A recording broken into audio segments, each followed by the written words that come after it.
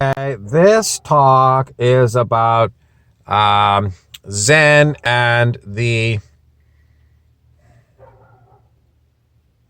something about motorcycle maintenance by Robert J. Persick, I believe it was.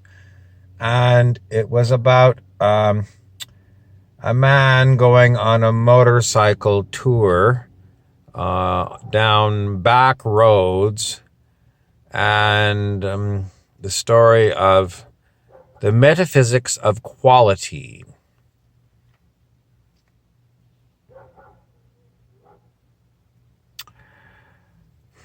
So if you get on your Harley and go,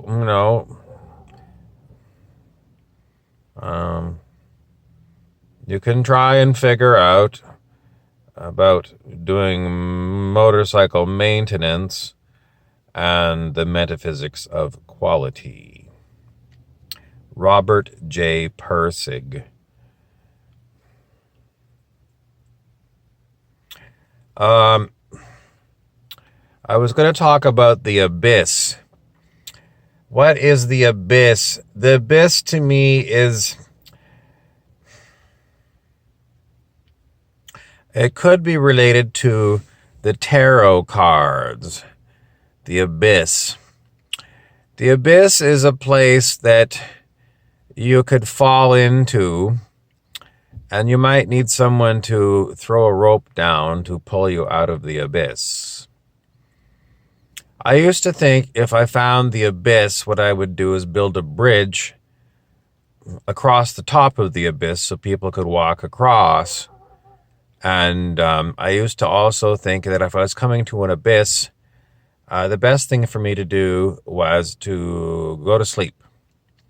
Because I felt like if I slept, I could dream my way through this period of being in the abyss. What's in the abyss?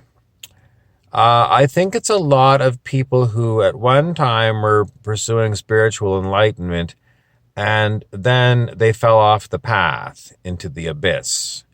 So basically, they are suffering from being in a spiritual trap. Now, there was one sage who was very good at helping people who had fallen off their spiritual path. And in a lot of the symptoms these people had might be called blockages in your kundalini. And I think most of these blockages are intellectual. They're mental. People holding on to mental thought forms instead of letting go and realizing they're just thought forms, and you don't need to be attached to them. How do you let go of persistent thought forms in your world? Well, there's the lesser banishing ritual that you could use if you're some kind of a wizard.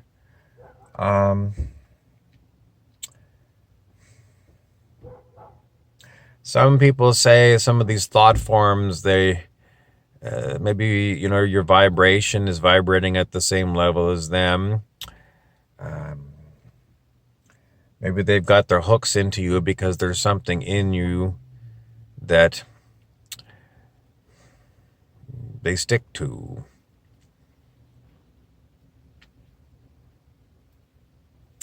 The metaphysics of quality, well, generously, if you put out crap, then your vibration is attracting crap. So, that's why they say do your best. Planned obsolescence is something that people have known about for decades and decades. I'm thinking about even back in the 1970s, was very commonly used buzzword. And planned obsolescence meant that things like cars, even though they could be built to last,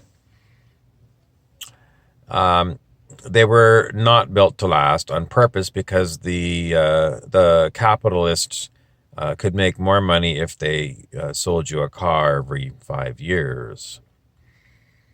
So there's no quality. The metaphysics of it is that car companies,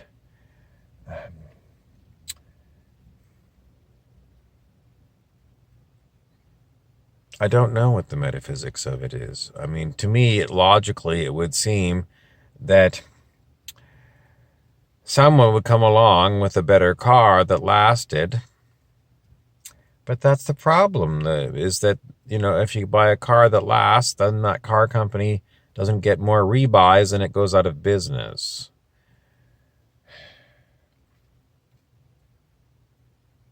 Because it runs on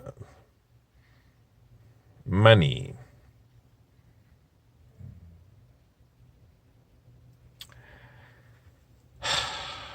It's very difficult to try and figure out how you stop. My friend was complaining about plastics today. We have got a big problem with plastics, and he was buying a carabiner, which is a little metal gizmo for mountain climbing. And he said, why is it that there's so much packaging on this carabiner? There was plastic and there was paper. All he wanted was to take the carabiner, and he didn't want to pollute the earth.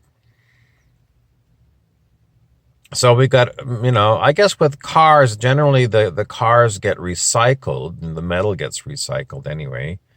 And maybe some parts get recycled, but in general, when I go to some of these dumps and I look at the amount of crap in the dump, and plastic is a huge issue because people go and put all their garbage in plastic bags. And if you go to the dump, the wind comes along, picks up the plastic bags, and it throws them into the trees surrounding the dump. It's very ugly. It's very ugly. And I look at it and I say, this is horrible.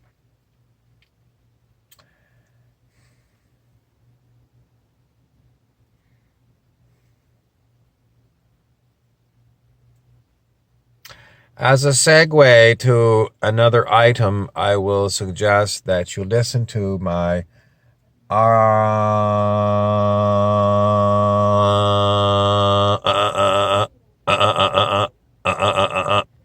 my friend Daniel Scranton. He's not really my friend. I don't know him. I've never met him.